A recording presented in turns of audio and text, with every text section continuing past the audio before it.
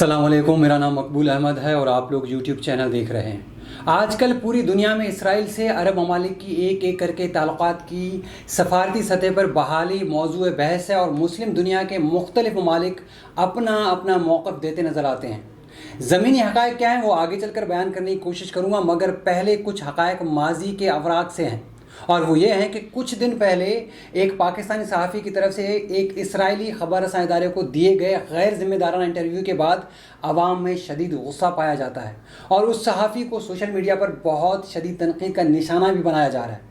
इस सहाफ़ी का इस इंटरव्यू के दौरान ये कहना कि हमें बचपन ही से ये बात सिखाई जाती है कि इसराइल हमारा दुश्मन है, ये सरासर गलत और इंतहाई गैर ज़िम्मेदाराना बात की है उन्होंने।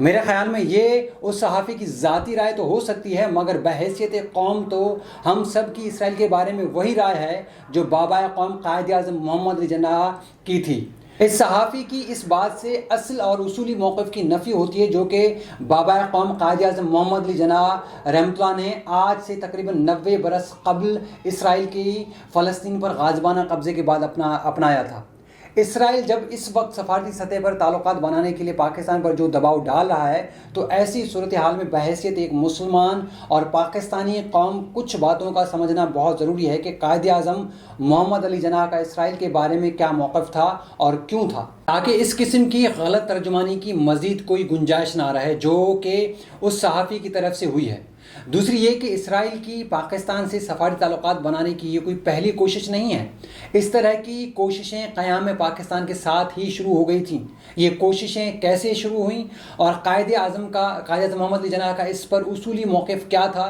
आइए जानते हैं।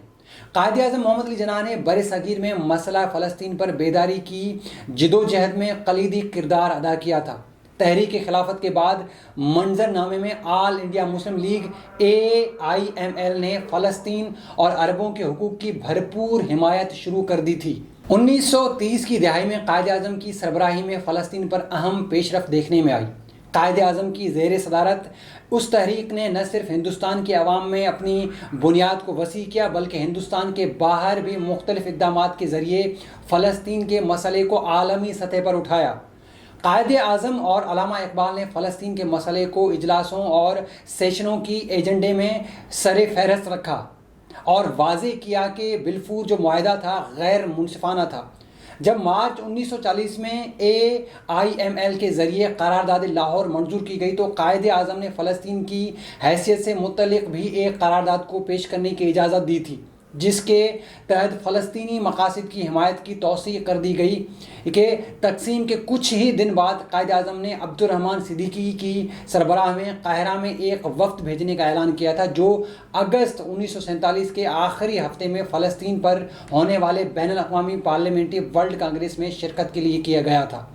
मज़ीद ये कि सर ज़फ़रुल्लाह ख़ान को अक़वाम मुत्तहिदा में पाकिस्तान की नुमाइंदगी के लिए भेजा गया था। उन्होंने फ़लस्तीन से मुतल्लिक़ अक़वाम मुत्तहिदा की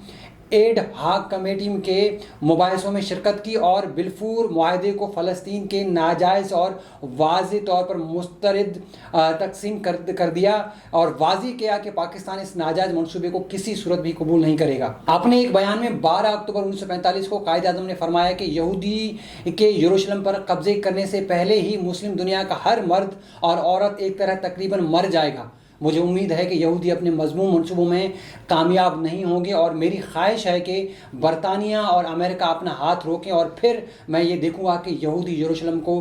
किस तरह फ़तह करते हैं। कायद-ए-आज़म ने मज़ीद कहा कि अवाम की ख्वाहिशात के ख़िलाफ़ पहले ही यहूदियों को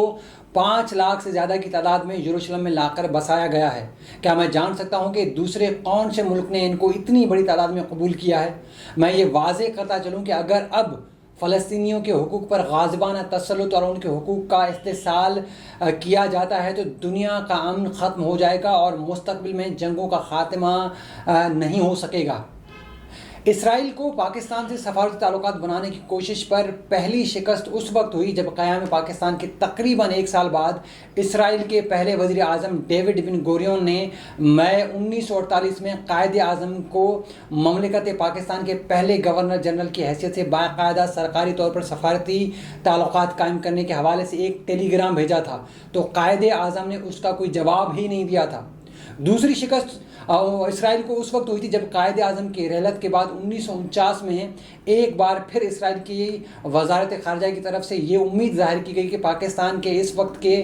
دارالحکومت کراچی میں اسرائیلی قونصلیٹ کا قیام عمل میں لایا جا سکتا ہے یا کم از کم تجارتی تعلقات قائم کیے جا سکتے ہیں۔ اس سلسلے میں ابتدائی طور پر اسرائیلی حکومت نے پاکستانی سفیروں سے مختلف یہودی تنظیموں کے نمائندوں کے ساتھ لندن میں 1950 کے اوائل میں ایک ملاقات کی اور پاکستانی حکومت سے استدعا کی کہ افغانستان میں بسنے والے یہودیوں کو انڈیا منتقل ہونے کے لیے براہ راست پاکستان سے سفری اجازت دی جائے، جسے پاکستان نے 1949 کے فلسطینیوں کے اپنے زمین سے بے دخل کرنے کے تناظر میں احتجاجاً مسترد کر دیا تھا، جس کے بعد ان کو براہ راست ایران سے انڈیا میں داخل ہونا پڑا تھا۔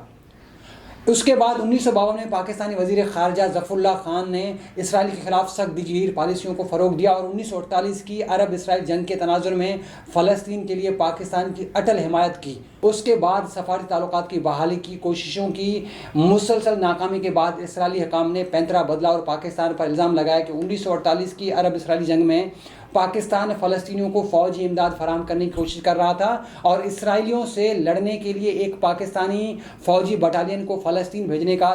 پلان بھی بنایا تھا، جس کے لیے پاکستان نے غالباً چیکوسلواکیہ سے 2.5 لاکھ رائفلیں خریدی تھیں جو بظاہر عربوں کے لیے تھیں اور عرب اسرائیل